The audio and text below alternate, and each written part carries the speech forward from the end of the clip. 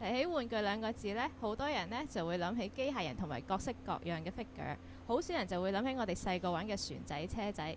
今日 Toys Radio 呢就同大家嚟個集體回憶，同大家分享一下一啲美輪美奐嘅船艦模型。不過唔知呢隻算唔算仲係叫做船仔呢？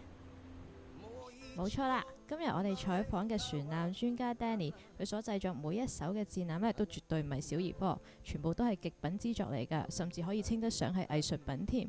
事關 Danny， 佢由設計到生產、上色，每一個過程都一絲不苟。單係搜集一艘戰艦嘅資料啊，所花嘅功夫分分鐘緊要過學生佢哋為咗大考而溫書嘅份量啊！係啦，首先呢，我哋就要揾一啲咧資料啦。首先要揾隻船嗰個真實嘅圖啦，個設計圖先啦。咁咧嗰個圖咧，大致上我哋通常揾啲日本書啦，啲參考書啦。咁裏邊咧都會有噶啦，俾到你噶啦。咁嗱，第一個步驟咧，我哋就做咗個龍骨先。個龍骨點樣做咧？個龍骨首先就係話用我哋通常用木啦，最基本啦。咁就 pan 咗個橫切面先。咁做咗出嚟咧，然之後咧就再 coating 喺面頭再 coating 完之後咧，上面嗰啲 fitting 係點搞咧？上面啲 fitting 咧，最基本上咧就係我哋用 AB 膠啦，譬如呢啲咁樣 AB 膠咧就覆冇覆出嚟嘅，就視乎隻船有幾多 pass 啦，就做幾多嘢啦。咁就上邊呢啲咧就用膠板嘅，用膠板堆跟翻嗰個比例啦。咁通常我哋譬如你話做一隻船，譬如1:200咁樣啦，咁你1:200咁你乘翻嗰個數據啦，乘翻個尺寸啦，個寸數啦，跟住再 over 翻你隻船個 size 啦，咁呢就相當於隻船個比例長度同埋闊度啦。即係譬如你話要擺設嘅啦，基本上裏邊就可以係實心都得嘅。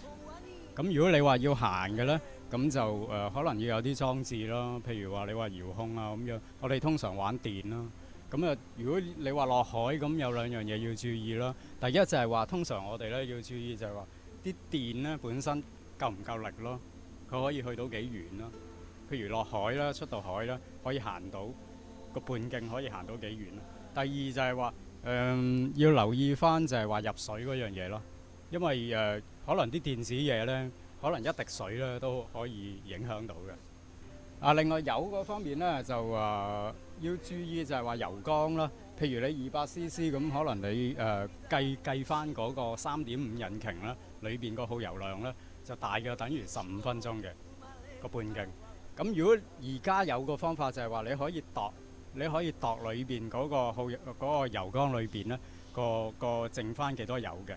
咁個遙控器可以顯示翻俾你睇嘅。咁但係如果你唔用呢個方法咧，咁譬如我呢隻船咁樣啦，其實我就做咗一個後備電嘅。咁嗰個油咧，當用完之後咧，佢就用後備電咧可以翻到嚟嘅。正所謂工欲善其事，必先利其器啊！要製作一艘上好嘅船艦呢，一定要有個設備完善嘅工場同工具。我今日呢，就帶大家直闖 Danny 製作船艦嘅戰場，順便一齊偷下先嘛！估唔到 Danny 佢嘅工場就係呢個天台，咪睇少呢度地方細細，實在係麻雀雖小五臟俱全。Danny 嘅作品啊，而家都主要係喺呢度生產出嚟㗎。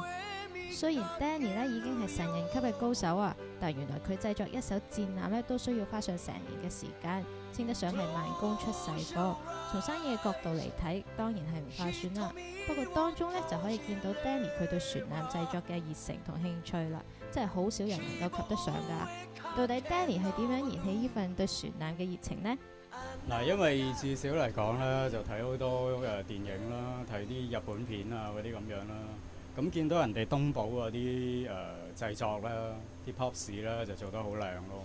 咁變咗就有個夢想，就係話自己可唔可以整到呢啲咁嘅模型咧咁樣。咁其次就係話，其實如果你睇翻模型廠咧，就未必話會生產一啲你自己係較為有興趣或者中意嘅船。咁變咗本身咧，就想自己試下做。